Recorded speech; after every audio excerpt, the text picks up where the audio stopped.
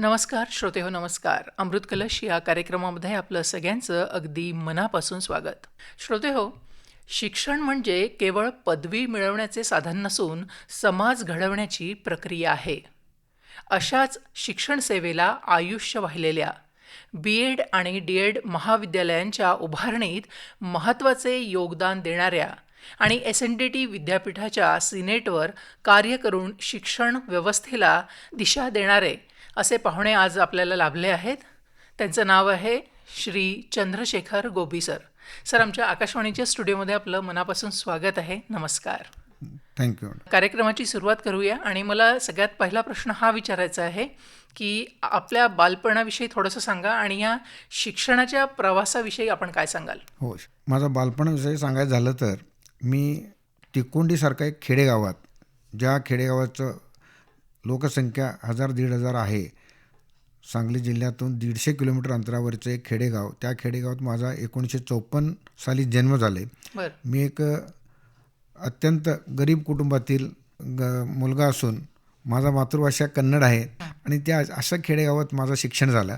त्यावेळी एकच शिक्षक आणि आम्ही विद्यार्थी, अशा माझं खेडेगावात 1ली ते 5वीपर्यंत शिक्षण झाले. माझं प्राथमिक शिक्षण म्हणजे पूर्व प्राथमिक त्यावेळेस, त्या आत्ताच्या काळचे 5वीपर्यंत शिक्षण झाल्यानंतर मी जत येथे माझ्या मावशीकडे 6वी आणि 7वी कन्नड शाळा जत येथे मी शिक्षण घेतलो. 8वी ते 11वी मी कन्नड माध्यमिक शाळे कन्नड जत येथे मी प्रवेश घेतलो आणि तिथं मी मॅट्रिकपर्यंत शिक्षण घेतले. मॅट्रिकपर्यंत शिक्षण घेतल्यानंतर त्या काळात प्री डिग्री होते परत, म्हणजे आत्ताची जे 11वी PUC वगैरे म्हणतात, त्यावेळी प्री डिग्री फर्स्ट आणि सेकंड असं होते. मी प्री डिग्री कोर्स पूर्ण केलो.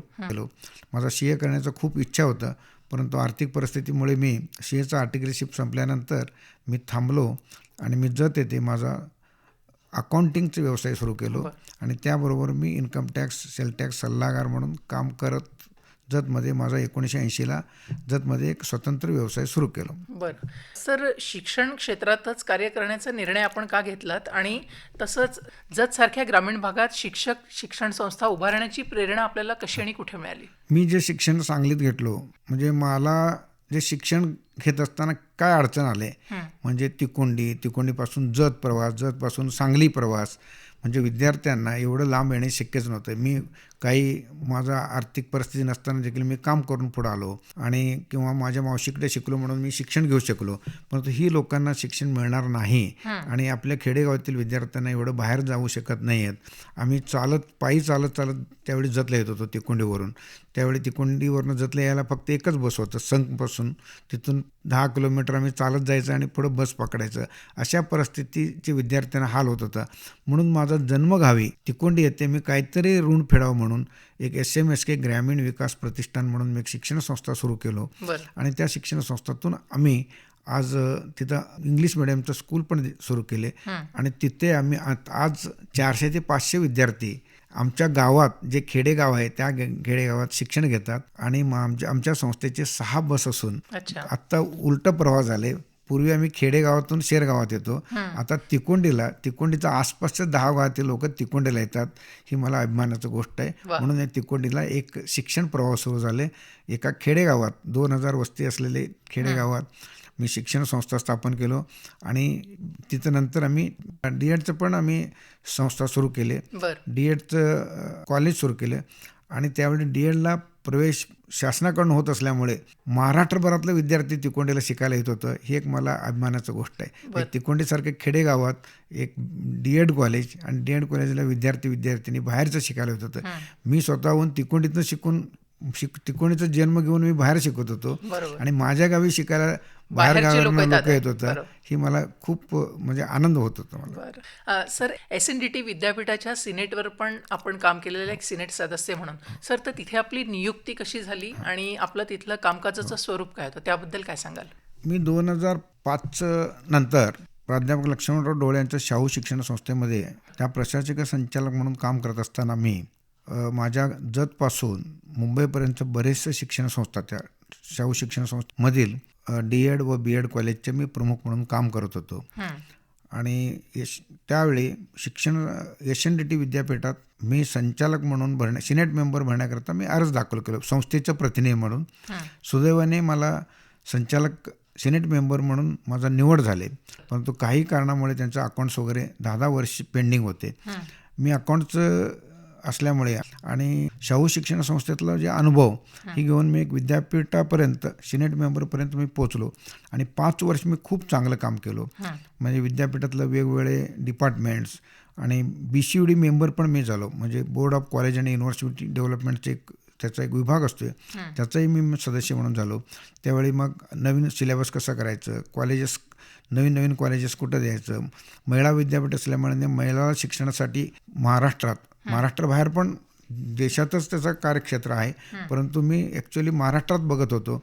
मग खेडेगावात वगैरे काहीतरी कॉलेजेस काढता येतील काय, मग आपण त्या सर्वे करून द्यायचं. सर्वे करून कुठं आपल्या कॉलेजेस कमी आहेत, विद्यापीठाचं कॉलेजेस निघण्याकरता शासनाला प्रस्ताव पाठवणे आणि नवीन सिलेबस तयार करणे, ह्यासाठी मी विद्यापीठात म्हणजे काम केलो. आणि ती कामाचं दखल त्यावेळेच्या व्हाईस चान्सलरने घेतले आणि ही दखल घेऊन मी 5 वर्षे माझा कालकिर्द संपल्यानंतर पुढे मी फॉर्म देखील भरलो नव्हतो, परंतु माझा 5 वर्षातलं काम म्हणजे अकॅडमिक आणि कॉलेजला व्हिजिट्स करणे, कॉलेजचं सिलेबस बदलणे, नवीन कौशल्य आधारित नवीन कोर्सेस सुरू करणे, ह्या कामात मी खूप मदत केल्यामुळे मला त्यांनी परत 5 वर्ष त्यांच्या अखत्यारीतील व्हाईस चान्सलरचं जे कोटा असतो त्यातून मला परत सिनेट मेंबर म्हणून आणखीन 5 वर्षे सेवा दिली.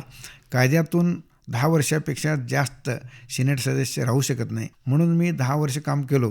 माझा इच्छा नसताना देखील परत 5 वर्ष मी काम केलो. विद्यापीठातलं नवीन संशोधन, नवीन बांधकामातलं नवीन फर्निचर्स अद्ययावत करणे, शासनाकडे प्रस्ताव पाठवणे, VGCचं फंड्स मिळवणे, ह्यावेळी मी काम केलं विद्यापीठात.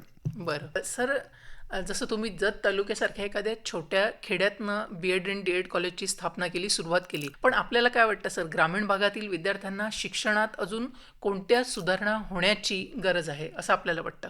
शिक्षणाचं सुधारणा व्हायलाच पाहिजे, परंतु मी एक प्रयोगसुद्धा केलो तिकोंडीमध्ये. आम्ही खेडेगावातल्या लोकांना बाहेर जाता येत नाही, मुंबई, पुणे, दिल्ली याला जाता येत नाही शिक्षण घ्यायला आर्थिक परिस्थितीमुळे वगैरे. आपल्या गावातच एक MBA कॉलेज असावं म्हणून मी MBA कॉलेजचं पण परमिशन मिळवलं होतं आणि MBA कॉलेजसुद्धा सुरू केलं होतं. एक जवळजवळ तिकोंडीसारखे ठिकाणी मी चांगलं अद्ययावत इमारत बांधून 1 कोटी रुपये खर्च करून आम्ही एक MBA कॉलेज सुरू केलं. पण दुर्दैवाची गोष्ट आहे, लोकांना शेर गावात जायचं ओढ आहे. शिवाजी विद्यापीठाचं पदवी तिकोडीत बसूनही मिळतोय, सांगलीतही मिळू शकतोय, सोलापूरमध्ये मिळू शकतोय किंवा त्यांच्या कार्यक्षेत्रातील इतर ठिकाणी मिळू शकतोय, परंतु आम्ही तिकोंडीसुद्धा ते शिक्षण घेऊ शकतो. परंतु एक मुलांचं कल असा आहे, कुठंतरी लांब जायला पाहिजे, मग मी शिकलो असं त्यांना वाटतंय. म्हणून खेडेगावात आम्ही शिक्षण संस्था काढून देखील त्या उच्च शिक्षणाबाबतीत आम्ही थोडं मागं पडलो. म्हणून आता मी हीच उच्च शिक्षणात मागं पडलो म्हणून आम्ही आता परत माझा जिद्द न सोडता मी इंग्लिश मिडियमचं 1लीपासूनचे 10वीपर्यंतचे इंग्लिश मिडियमचे मी स्कूल सुरू केले. आता आम्ही म्हणजे विद्यार्थ्यांना चांगलं शिक्षण देतो. अच्छा सर, नॅशनल एज्युकेशन पॉलिसी अर्थात राष्ट्रीय शैक्षणिक धोरण याबद्दल आपलं मत काय आहे सर? नॅशनल एज्युकेशन पॉलिसी खरंच चांगलं आहे, परंतु अजून आपल्याला एवढं लोकांना अजून त्याच्या पूर्ण अभ्यास केले नाहीत लोकांना. कारण ज्या नॅशनल एज्युकेशन पॉलिसी ही ठरवतात ही अभ्यास करूनच संसदेत लोकसभेत वगैरे पास करून नॅशनल लेवलनं हे केलेले आहेत. परंतु आपल्याकडचं विद्यार्थ्यांना अजून आपण ह्या महाराष्ट्रातल्या सिलेबसमध्ये वेगवेगळे सिलेबस आहेत. स्टेट लेवलचे सिलेबस, CBSE सिलेबस, मग आता नॅशनल लेवल सिलेबस. मग एकच सिलेबस असावा म्हणून नॅशनल सिलेबसमध्ये केलेले आहेत आणि त्याच्यात पॅटर्न पण ठरवलेले आहेत.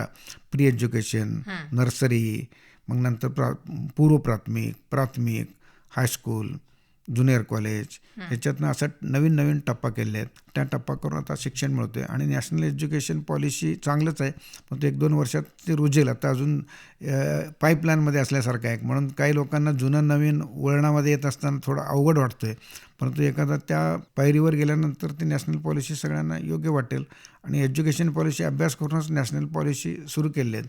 म्हणजे सर त्याचा परिणाम दिसायला अजून 1-2-4 वर्ष लागतील. बरं सर, म्हणजे तुमच्या मताने शिक्षकांसाठी आणि विद्यार्थ्यांसाठी ही नक्कीच फायदेशीर आहे? हो, चांगलंच आहे. बरं सर, आपल्या कारकिर्दीत आता इतके हजारो विद्यार्थ्यांना तुम्ही घडवलेलं आहे, त्याच्यानंतर इतके शिक्षक पण तुमच्या संपर्कात असतील, तर आपल्या कारकिर्दीतील एखादा असा अविस्मरणीय प्रसंग सांगता येईल का आपल्याला, जो आपल्या अगदी मनाच्या जवळचा आहे?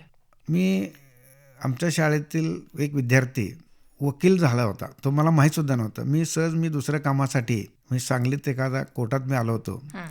तो सुटाबुटातला व्यक्ती, काळा कोट घातलेली, मला पाया पडला तो. तो विद्यार्थी तो सांगितला, साहेब मी तुमच्या बोर्डिंगमध्ये शिकत होतो आणि तुम्ही बोर्डिंगमध्ये शिकलो म्हणून मी आज वकील झालो. बरं. तुम्ही बरेच दिवसांनी मला भेटला आणि माझा तुम्ही देवच आहे म्हणून तो मला सांगितला. ती मला खरं वाटलं. म्हणजे आम्ही बरेचशा विद्यार्थ्यांना शिकवतो आणि बरेचशा मुलांना मी मदत केलेली आहेत. मला एक 2-3 प्रसंग असं भेटले आणि नुकतेच एक आमच्या तिकोंडीमध्ये 12वी झालेला एक विद्यार्थी बरं. आज जो परदेशात नोकरी करतोय, तो एक 8 दिवसापूर्वीच मला भेटला आणि आमच्या शाळेत येऊन लोकांना, आपल्या विद्यार्थ्यांना मार्गदर्शन केला. मला खूप आनंद वाटला. माझ्या शाळेत तिकोंडीसारख्या खेडेगावातलं 12वी होऊन तो पुढं एका विद्यापीठापर्यंत पोचला तो आणि संशोधन केला, PhD झाला, डॉक्टरेटचं पदवी मिळवला. असं एक 10-12 विद्यार्थी आहेत आणि त्या विद्यार्थ्यांचं कौतुक करावं असं वाटतं. म्हणजे आम्हाला जे जमलं नाही ती मुलांनी आज करून दाखवले आहेत आमच्या शाळेत शिकून. बरोबर आहे. म्हणजे सर, तुमच्या एका थोड्या योगदानामुळे एखाद्या विद्यार्थ्याचं आयुष्य बहरलं, त्यांनी आपल्या आयुष्यात काहीतरी करून दाखवलं, मला वाटतं हे सगळ्यात मोठं समाधान आहे. समाधान. बरोबर. सर, शैक्षणिक क्षेत्रामध्ये आपण गेल्या इतक्या वर्षापासून आहात, तसंच आपलं समाजकार्यही भरपूर आहे, तर त्याबद्दल काय सांगता येईल? मी एक 40 वर्षापासून जत तालुक्यातलं एक श्री दानम्मा देवी एक देवस्थान आहे, त्या देवस्थानचं मी 40 वर्ष विश्वस्त म्हणून काम करत असताना एक छोटंसं मंदिर होता. श्रद्धेने लोक येत होते. आजचं घडीला तर प्रति पंढरपुरासारखं वर्षाला 7 ते 8 लाख लोक पायी चालत येतात. त्या एक देवी मंदिराचं मी विश्वस्त म्हणून काम करतो. त्या मंदिराचं विश्वस्त म्हणून काम करत असताना आम्ही भक्तांना इतकं सोयी उपलब्ध केले, दर्शनात तरी सोय केले, परंतु भक्तांचा सुख सोय व्हावं म्हणून त्यांना भक्त निवास बांधले आणि अन्नछत्रालय सुरू केले आणि अन्नछत्रालय, भक्तनिवास, त्यानिमित्तानं आम्ही एक तिथं हॉस्पिटल पण सुरू केलं. गुड्डापूर येथे लोकांचं, भाविकांचं हे जे वाढल्यामुळे आम्ही तिथं ही सोय केलं. ह्याच्याबरोबरच ह्या देवस्थानच्या ह्या आध्यात्मिक ह्याच्यातून जे 4 पैसे मिळतात ह्याचा सुद्धा सोय व्हावं म्हणून तिथे मी परत एक शिक्षण संकुल सुरू केले आणि तिथे आम्ही 1ली ते 5वीपर्यंत इंग्लिश मिडियमचं स्कूल सुरू केले. म्हणजे एक देवीचं ठिकाण म्हणून लोक येतात, 4 पैसे त्यांनी दान म्हणून देतात, त्या दानाचा उपयोग शेवटी कुठेतरी शिक्षणाला व्हावं म्हणून मी शिक्षणातलं जे प्रेमी असल्यामुळे त्या परत आम्ही ते दान रूपाने आलेले पैसे सुद्धा आम्ही शिक्षणासाठी वापरतो. बरं. सर, आपण अखिल भारतीय ग्राहक पंचायत सांगली शाखाचे सदस्य पण होतात, तर तिथे पण आपण काम केलेलं आहे, तर त्याचा अनुभव कसा होता? अखिल भारतीय ग्राहक पंचायत एक संघटना आहे देश पातळीवरील. आम्ही ग्राहक चळवळ म्हणून ग्राहकांना जे लुबाडणूक होतंय ही कुठंतरी याचा अवेअरनेस यायला पाहिजे, लोकांना आम्ही शिकवायला पाहिजे, लोकांना त्या काय काळजी घ्यायला पाहिजे ही सांगण्याकरता आम्ही सांगली जिल्हा स्तरावर अखिल भारतीय ग्राहक पंचायतच्या वतीने आम्ही ग्राहक पंचायत सांगली म्हणून काम करत होतो. मला बिंदू माधव जोशींबरोबर काम करण्याची संधी मिळाली. 1990 पासून आम्ही चांगलं काम केलं, लोकांपर्यंत पोचलो, लोकांना विविध विषयाबद्दल त्यांना जागरूक निर्माण करून दिलं. वस्तू खरेदी करताना काय करायला पाहिजे, वस्तूचे एक्सपायरी डेट बघायला पाहिजे, वस्तू बरोबर आहे का नाही बघायला पाहिजे, खोटी जाहिरात येतात त्याला बळी पडायचं नाही आहेत, किंवा हे करत नसताना शेतकऱ्यांसाठी बी बियाणे योग्य मिळतात का नाही पाहणे, वीज पुरवठा बरोबर होतो का नाही पाण्याचं. ग्राहकांचा जे हक्क आहे ही हक्क आपल्याला आपल्या पादरी पडून घ्यायला पाहिजे. म्हणून आम्ही त्याकरता आपल्या ग्राहकांचा जे हक्क आहे ही आपण प्रत्येक तालुक्याच्या ठिकाणी, खेडेगावाच्या ठिकाणी आम्ही जाऊन संघटनाच्या वतीनं आम्ही लोकांना प्रबोधन करून त्यांना अवेअरनेस निर्माण केले. आणि ह्याचाच मला ही जे काम करतो आम्ही ग्राहक चळवळीतलं काम, ग्राहकांना प्रबोधन करणे आणि ग्राहकांना हे समजून देणे, ह्या कामाचं म्हणून एक मला बक्षीस म्हणून नुकतेच मला आता ग्राहक संरक्षण परिषदेवर एक अशासकीय सदस्य म्हणून एक 8 दिवसापूर्वीच माझा निवड झालेली आहे आणि ती 3 वर्षाकरता निवड आहे. आणि या निवडीमुळे आपल्याला ग्राहकांना चांगलं सोयी देण्याकरता विविध डिपार्टमेंटली सगळ्यांचं मीटिंग असतो आमच्याकडं. विद्युत पुरवठा, अन्न भेसळची खातेदार किंवा वजन काटे, ह्या वेगवेगळे पाणी पुरवठा, आरोग्य विभाग, ह्या सगळ्यांशी माझा संबंध येतो. ह्या संबंधातलं ग्राहकांना जे जे उपयोग मिळालं पाहिजे. एखादा सरकारी दवाखाना आहे, त्याला तो वेळेत त्याला सोय मिळते का नाही, त्याला औषध मिळतं का नाही, हे सगळं आपल्याला ग्राहकांच्या चळवळीतून आपण लोकांना प्रबोधन केलं आहे. अच्छा. सर, तसंच आपण अनेक पतसंस्था आणि सहकारी बँकांमध्ये पण संचालक म्हणून मार्गदर्शन केलेलं आहे. तर तिथला अनुभव कसा होता सर? माझा जन्मगावीच आता जे मी सांगितलं, मी तिकोंडीपासूनच माझा प्रवास सुरू झाला. बरं. जसं शिक्षणासाठी लोकांना त्रास होतोय, तसं आता नॅशनलाइज बँक वगैरे खूप झालेत. त्यावेळी आमच्या तिकोंडी गावात बँकच नव्हतं, सावकारीचं विळाका होतं. लोकांना पैसे पाहिजे असेल तर सावकाराकडे जायचं. 10%, 20%, 25%, प्रसंगी त्यांचा व्याजाचा आकडा जर सांगितलं तर तुम्हाला पटणार नाहीत, 50% ह्या व्याजानं लोक खाजगी सावकाराकडून पैसे घेत होते. अच्छा. ह्या खाजगी सावकारांच्याकडनं पैसे घेतल्यामुळे कुठलाही माणूस, जे गरजू माणूस आहे, आयुष्यभर केव्हाही तो पुढं आला नसता. कारण त्याला तो व्याजाचाच मेला असता आणि तो व्याजाचाच त्यांचा असलेली सुद्धा घर जमीन विकावं लागत होता. आणि आता आपण पेपर वाचतो रोज, सावकारीचा विळखा किती आहे आपल्याला माहिती आहे. मग मला एक लक्षात आलं, आपण एक पतसंस्था काढावा आणि ग्रामीण भागातील आपल्या गावातील जे गोरगरीब लोक आहेत त्यांना एक सहकार्य मदत करावं म्हणून आम्ही तिकोंडी येथे श्री मल्लिकार्जुन पतसंस्था म्हणून एक पतसंस्था निर्माण केलो. आज या पतसंस्थेला 25 वर्ष होत आहेत. आणि ह्या गावातील लोकांना, गरीब लोकांना आम्ही सुरुवातीला 10,000, 20,000, 25,000, 50,000, आत्ताच्या काळात आम्ही आता लाखांना कर्ज द्यावं लागलो आहे. परंतु त्याचा उद्देश एकच आहे, त्या लोकांना योग्य मोबदल्यात कमी व्याजदरात त्यांना रक्कम मिळावा आणि त्याच्यात त्यांचा उदरनिर्वाह व्हावा. काही लोकांनी गाई म्हशी घेतली आहेत, काही शेळीपालन केलेले आहेत, काहींनी छोटं दुकानं आणलेत, काही हॉटेल व्यवसाय केलेले आहेत, काही लोकांनी म्हणजे वेगवेगळे दुकानं थाटलेले आहेत. आणि आता आमचं पतसंस्था मोठं झालं असल्यामुळे आम्ही आता वाहनाला सुद्धा कर्ज देतो, 4 चाकी वाहनाला सुद्धा कर्ज देतो. आणि ही नियमित पण फेड पण करतात. आणि शहर गावातून खेडेगावापर्यंत पूर्वी पतसंस्था वगैरे येत होतं. आम्ही एक नवीन प्रयोग केले, 25 वर्ष झाले. माझा तिकोंडीचं पतसंस्थाच्या एक शाखा म्हणून आम्ही तालुक्याच ठिकाणी नुकतेच 1 महिन्यापूर्वी फार मोठ्या प्रकरणात 25व्या वर्षामध्ये आम्ही जतमध्ये सुद्धा शाखा सुरू केले. आणि त्यातून आम्ही त्याच दिवशी एक होतकरूंना आम्ही एक JCB मशीन आणि एक पोकलँड मशीनसाठी कर्ज दिलो. तर खूप आनंद झाला त्या माणसाला. आणि आम्ही ती नुसतं कर्ज देत नाही, कर्ज देऊन त्यांना कसं नियमित परतफेड करावा ही पण आम्ही त्यांना शिकवतो. त्यामुळे ती बँक पण फायद्यात राहील आणि बँकेवर विश्वास ठेवून जे लोक ठेवीदार ठेवी ठेवतात त्यांचाही विश्वासाला आम्ही पात्र होतो. ठेवीदारांचं काळजी घेणे गरजेचं आहे. आपण फक्त एक दुवा म्हणून काम करतो. ठेवीदारांचे पैसे सुरक्षित ठेवणे आणि ती योग्य वाटप करणे हे आमचं कसरत आहे. ह्या कसरतातनं आम्ही 25 वर्षाचा अनुभव घेतला तर आम्ही यशस्वी झालो आहे. म्हणजे जर कमी व्याजदरामध्ये गरीब लोकांना किंवा गरीब शेतकरी म्हणा, त्या लोकांना तुम्ही अशा प्रकारे मदत केली आणि त्यांच्या कुटुंबाला मला वाटतं हा डायरेक्टली किंवा इनडायरेक्टली एक आसराच दिलेला आहे. हो, हजारो लोक आमचं नाव घेतात. भाजीपाला विकणाऱ्या लोक सुद्धा आम्हाला म्हणतात, आम्ही सहज भाजीपाला तर साहेब तुमच्यामुळे आम्ही भाजी विकायला लागलो. अच्छा. सर, जाता जाता आपल्याला एक प्रश्न विचारायचा वाटतंय की आपल्या श्रोत्यांसाठी आणि विशेषतः विद्यार्थी आणि शिक्षकांसाठी आपला प्रेरणादायी संदेश काय असेल? प्रेरणादायी संदेश आता बाबासाहेब आंबेडकरांनी सांगितले, शिका आणि संघर्ष करा. बरोबर. तेच वाक्य आपण पाळायचे आहेत. शिकायलाच पाहिजे. शिकून संघर्ष केले की आपल्याला पाहिजे ती मिळतोय. त्याचा पूर्ण चांगला उपयोग करून घ्यायला पाहिजे.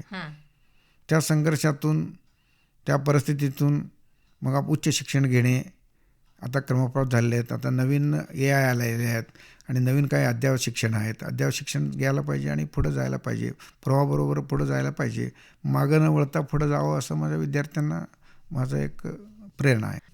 सर, आज आपण इथे आलात आणि आपला जीवन प्रवास आमच्या श्रोत्यांसमोर मांडला. आपलं शैक्षणिक क्षेत्रातलं कार्य आपण काय काय केलं त्याबद्दल सुद्धा आपण मनमोकळेपणाने बोललो. त्यासाठी आकाशवाणीच्या सांगली परिवारातर्फे मी आपले मनापासून आभार मानते. धन्यवाद.